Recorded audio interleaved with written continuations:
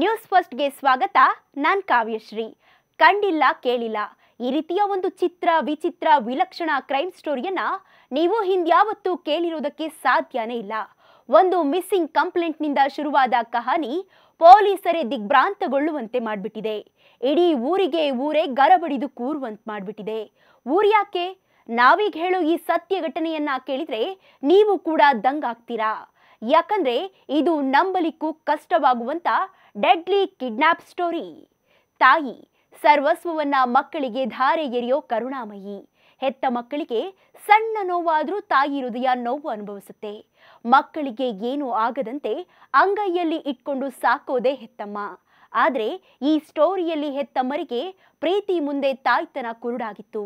ತಮ್ಮ ಸ್ವಾರ್ಥಕ್ಕಾಗಿ ತಾವೇ ಹೆತ್ತು ಹೊತ್ತಿದ ಮಕ್ಕಳನ್ನೇ ಅಪಾಯಕ್ಕೆ ದೂಡಿ ಶಾಕ್ ನೀಡಿಬಿಟ್ಟಿದ್ದಾರೆ. ಕಳೆದ ನವೆಂಬರ್ 6ನೇ ತಾರೀಕು ಮಾರುತಿ ಸಾಂಬ್ರಾಣಿ ಅವರ ಮನೆಯ ಇಬ್ಬರು ಸೊಸೆಯರು ತಮ್ಮ 6 ಮಕ್ಕಳನ್ನ ಕದ್ಕೊಂಡು ರಾಣಿಬೆನ್ನೂರಿಗೆ ಹಾಸ್ಟೆಲ್ಗೆ ಬಿಡೋಕೆ ಚೆಕ್ ಮಾಡ್ಕೊಂಡು ಬರ್ತೀವಿ ಅಂತ ಬಸ್ ಹತ್ತಿದ್ರು. ಬಟ್ ಮತ್ತೆ ಮನೆಗೆ ವಾಪಸ್ ಆಗ್ಲೇ ಇಲ್ಲ. ತಾಯಂದಿರು ಮತ್ತು ಮಕ್ಕಳು ಮನೆಗೆ ಬಾರದಿದ್ದಾಗ ಕುಟುಂಬಸ್ಥರು ಪೊಲೀಸರಿಗೆ ದೂರು ನೀಡಿದ್ರು. ಆದ್ರೆ ನಿನ್ನೆ ಮನೆ ಯಜಮಾನನಿಗೆ ಅಪಹರಣಕಾರರಿಂದ ಕರೆ ಬಂದಿತ್ತು. 10 ಲಕ್ಷಕ್ಕೆ ಬೇಡಿಕೆ ಇಟ್ಟಿದ್ರು. ತಕ್ಷಣ ವಿಷಯವನ್ನ ಪೊಲೀಸರಿಗೆ ತಿಳಿಸಲಾಗಿತ್ತು. ಪ್ರಕರಣ ಬೆನ್ನತ್ತಿದ ಪೊಲೀಸರು ಆರೋಪಿಗಳನ್ನ ಬಂಧಿಸಿದ್ದು ಅಸಲಿ ಕಹಾನಿ ಕೇಳಿ ಬೆಚ್ಚಿ ಬಿದ್ದಿದ್ದಾರೆ. ಮನೆಯವರು ಕೂಡ ಶಾಕ್ ಆಗಿದ್ದಾರೆ. ಮಧ್ಯಮ ವರ್ಗ ಕುಟುಂಬದ ಮಾರುತಿ ಸಾಂಬ್ರಾಣಿಯವರಿಗೆ 2 ಗಂಡು ಮಕ್ಕಳು. ಒಬ್ಬ ಈ ದೀಪಕ್, ಮತ್ತೊಬ್ಬ ಸಂತೋಷ್ ಸಾವನ್ನಪ್ಪಿದ್ದಾನೆ. ಈ ದೀಪಕ್ನ ಪತ್ನಿ ಈ ರೇಷ್ಮಾ. ತೀರಿ ಹೋಗಿರೋ ಸಂತೋಷ್ನ ಪತ್ನಿ ಈ ಪ್ರಿಯಾಂಕಾ. 2 ದಂಪತಿಗೂ 3 ಮಕ್ಕಳು, 2 ಗಂಡು ಮತ್ತು 1 ಹೆಣ್ಣು ಮಗು. ದೀಪಕ್ ಪತ್ನಿ ರೇಷ್ಮಾ ಮದುವೆಗೂ ಮೊದಲಿನಿಂದ ಮುತ್ತುರಾಜ್ ಎಂಬಾತನನ್ನ ಪ್ರೀತಿಸ್ತಿದ್ಲು. ಆತ ಪೈಲ್ವಾನ್ ಆಗಿದ್ದು ಫೈನಾನ್ಸ್ ನಡೆಸ್ತಿದ್ದಾನೆ. ಈಗಲೂ ಕೂಡ ಅವನ ಜೊತೆ ರೇಷ್ಮಾ ಸಂಪರ್ಕದಲ್ಲಿದ್ಲು.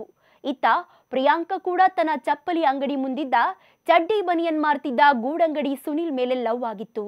ರೇಷ್ಮಾ ಪ್ರಿಯಾಂಕಾ ಇಬ್ಬರು ತಮ್ಮ ಪ್ರೇಮವನ್ನ ಪರಸ್ಪರ ಹೇಳಿಕೊಂಡಿದ್ರು. ಬಳಿಕ ಇಬ್ಬರು ಮನೆ ಬಿಟ್ಟು ಪ್ರಿಯಕರರೊಂದಿಗೆ ಎಸ್ಕೇಪ್ ಆಗಲು ಪ್ಲಾನ್ ಮಾಡಿದ್ರು.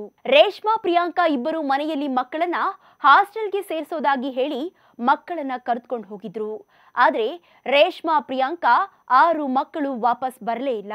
ಬಳಿಕ ಕುಟುಂಬಸ್ಥರು ವಿದ್ಯಾಗಿರಿ ಠಾಣೆಯಲ್ಲಿ ಮಿಸ್ಸಿಂಗ್ ಕೇಸ್ ದಾಖಲು ಮಾಡಿದ್ರು.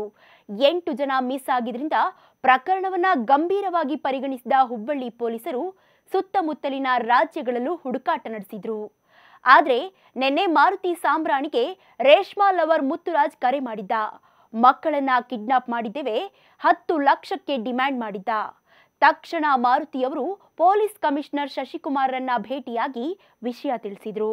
ತಕ್ಷಣ ಪೊಲೀಸರು ಪವರ್ ಡಂಪ್ ಜಾಲಾಡಿದಾಗ ಆರೋಪಿಗಳ ಸುಳಿವು ಸಿಕ್ಕಿತ್ತು.